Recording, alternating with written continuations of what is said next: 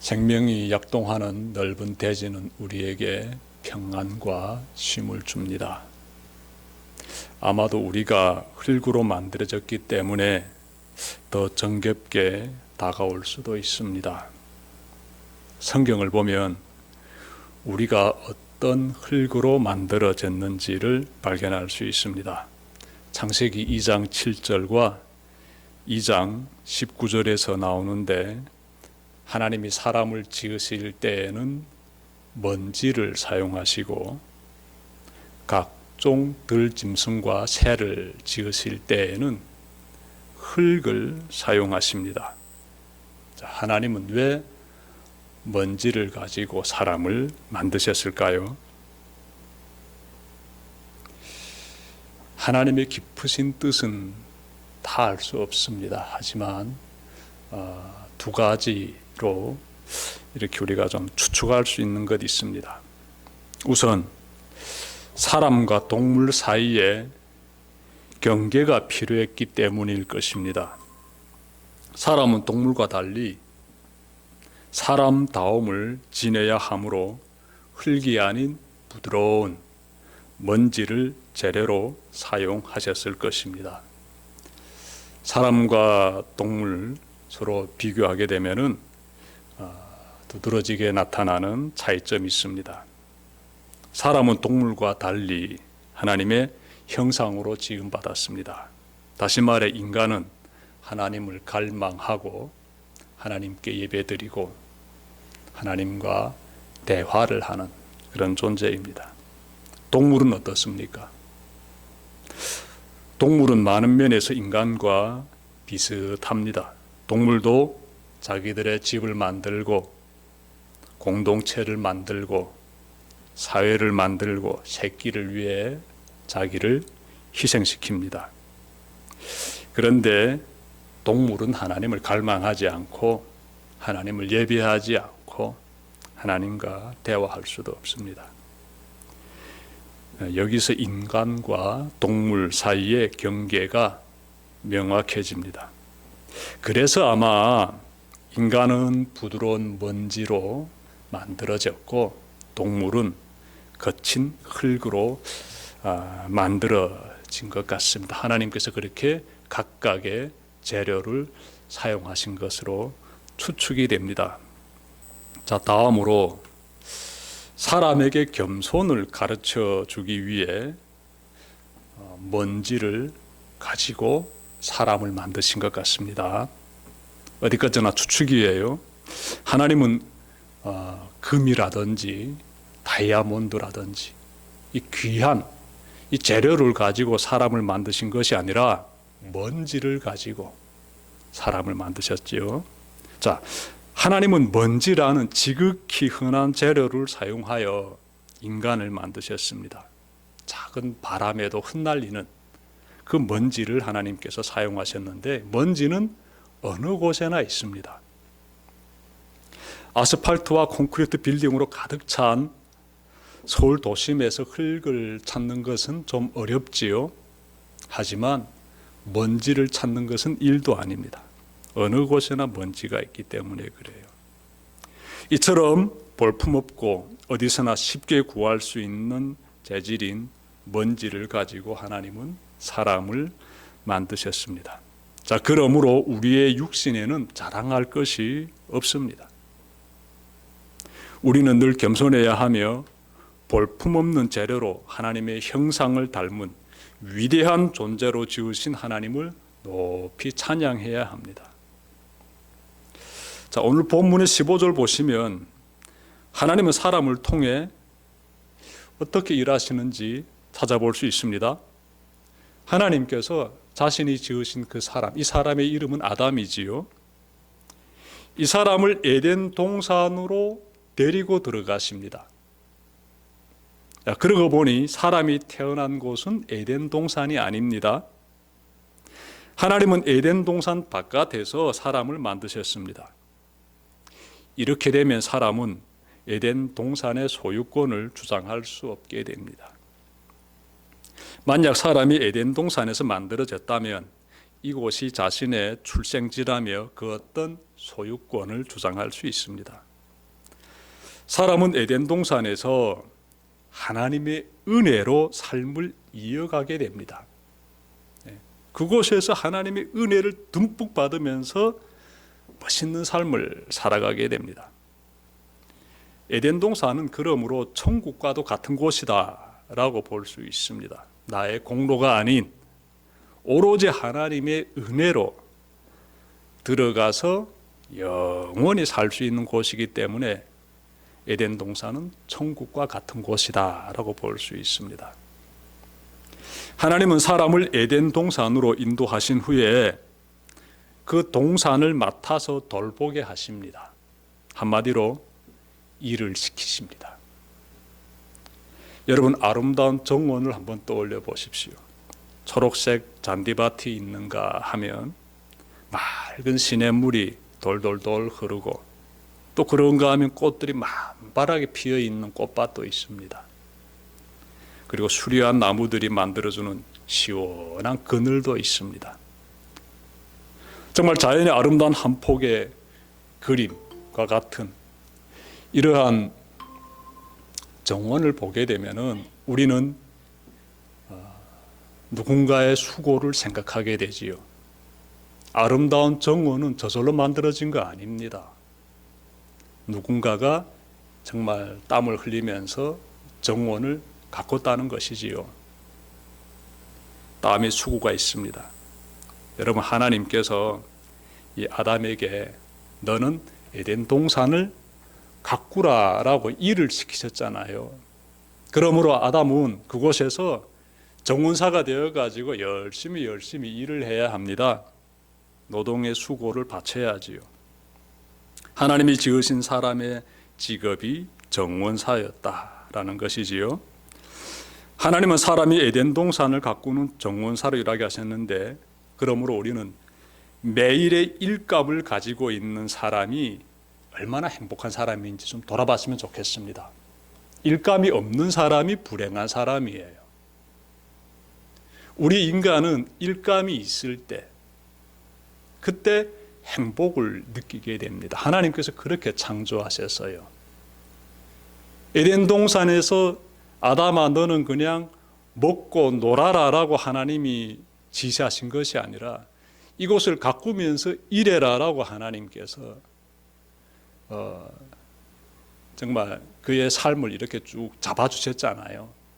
그러니 인간이라는 이 육체, 이 몸, 우리는 일을 통해서 만족을 느끼게 되고 기쁨을 누리게 되고, 그렇게 우리가 삶을 이어갈 수 있다는 것이 하나님께서 그렇게 우리를 만드셨습니다. 여러분, 일이 없게 되면 사람이 굉장히 우울해지게 되고, 삶의 그러한 희망도 좀 잃어버리게 되고, 심할 경우에는 질병도 가지게 되지요. 그래서 우리는 일해야 한다. 일하는 삶이 얼마나 복된 삶인지 우리가 좀 살펴봤으면 좋겠습니다. 매일의 일감을 주신 하나님에 대해서 감사하는 여러분들 되시길 바랍니다.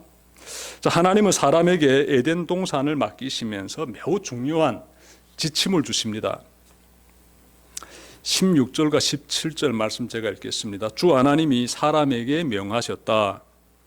동산에 있는 모든 나무의 열매는 내가 먹고 싶은 대로 먹으라. 그러나 선과 악을 알게 하는 나무의 열매는 먹어서는 안 된다. 그것을 먹는 날에는 너는 반드시 죽는다. 여러분, 창세기 2장 9절에 따르면 하나님은 에덴 동산 중앙에 생명나무하고 선과 악을 알게 하는 나무를 심으셨습니다. 자, 하나님은 아담에게 생명나무 열매를 비롯하여 동산의 각종 과일나무의 열매는 마음껏 먹어도 된다. 그런데 선과 악을 알게 하는 나무의 열매는 먹지 말라고 명령하십니다. 하나님께서 부드럽게 말씀하신 게 아니에요. 저 선과 악을 알게 하는 나무는 내가 먹지 말았으면 좋겠어 라고 이렇게 부드러운 어조로 말씀하지 않으셨습니다. 먹지 말라, 먹으면 죽는다라고 하나님께서 명령조로 말씀하십니다. 명령조로 엄하게 말씀하신 것이지요. 선과 악을 알게 하는 나무의 열매를 먹지 말라는 하나님의 이 말씀은 이 시대를 살아가는 우리에게도 동일하게 임하는 하나님의 말씀이에요. 자, 우리가 선과 악을 알게 하는 열매를 먹지 않는 그런 삶을 살기 위해서는 어떻게 해야 할까요? 제가 세 가지로 전해드리겠습니다. 첫째로, 하나님과 사람 사이에 경계선을 지켜야 합니다. 경계선. 경계선을 통해 하나님은 창조주이시고 사람은 창조주의 피조물이 됩니다. 하나님은 이것을 심어주시기 위해 선과 악을 알게 하는 나무의 열매를 먹지 말라고 명령하신 것입니다. 하나님과 사람 사이의 경계선은 순종을 통해서 나타납니다. 순종. 하나님의 말씀에 순종하는 사람이 하나님을 창조주로 받들어 모시는 사람이에요. 그리고 이것을 깨닫고 행하는 사람이 하나님과의 바른 관계를 지속해 갈 수 있습니다. 우리가 누군가와 좋은 관계를 맺고 그 관계를 지속하기 위해서 어떻게 해야 할까요? 한번 생각해 보십시오. 다른 사람과 좋은 관계를 맺고 그 관계를 지속하기 위해서 어떻게 해야 합니까? 여러분, 상대방이 무엇을 원하고 있는지, 상대방이 무엇을 싫어하고 있는지 잘 알아야 합니다. 다시 말해 서로가 지켜야 할 경계선에 대해서 알아야 하고 그리고 그 경계선을 잘 지켜야 합니다. 아무리 각별한 부부 사이이고 아무리 친한 친구 사이일지라도 상대방이 싫어하는 것을 하게 되면 그 관계가 지속될 수 없습니다. 시간상 문제죠. 언젠가는 다 깨지게 되지요. 상대가 무엇을 원하는지를 알고 지켜주는 것은 곧 상대방을 존중히 여긴다는 마음의 표시가 됩니다. 상대를 존중히 여기는 마음이 잘 전달될 때 그때 좋은 관계가 형성이 되고 그리고 지속될 수 있습니다. 세상을 잘 살아가는 사람들을 보면은요, 관계를 잘 맺습니다. 그들은요, 다시 말해서 자신이 지켜야 할 선에 대해서 잘 알고 그 선을 잘 지키고 있습니다. 하나님과의 관계도 마찬가지입니다. 우리는 하나님이 무엇을 원하시는지를 알아야 하며 그것을 지켜야 합니다. 즉 하나님과 나 사이에 지켜야 할, 내가 지켜야 할 경계선에 대해서 꼭 알아야 되고 잘 지켜야 합니다. 그 길이 하나님과 좋은 관계를 맺고 지속해가는 길입니다. 하나님은 아담에게 선과 악을 알게 하는 나무의 열매를 먹지 말라고 하신 이유, 바로 여기에 있습니다. 하나님과 인간 사이의 경계선을 이렇게 알려주시고 그리고 그 선을 잘 지키기를 하나님은 원하셨던 것이에요. 우리는 하나님이 기뻐하신 일을 찾아 행함으로써 하나님과 나 사이의 관계의 경계선을 잘 지켜가야 합니다. 자, 다음으로 우리가 또 찾아볼 것이 있는데 하나님이 주신 자유의지를 바르게 잘 사용해야 합니다. 하나님이 주신 자유의지. 하나님은 사람에게 자유의지를 주셨습니다.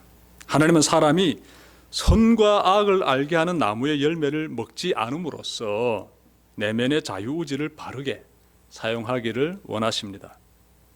사람이 자유의지를 지녔다는 것은 곧 스스로 판단하고 결단하고 움직일 수 있는 권한을 가지고 있다는 걸 의미해요. 이제 사람은 하나님의 명령에 순종할 수도 있고 거절할 수도 있는 엄청난 결정권을 가지게 되었습니다. 하나님은 사람을 만드실 때 자신의 명령에 무조건 복종하는 기계적인 존재로 만들지 않으셨습니다.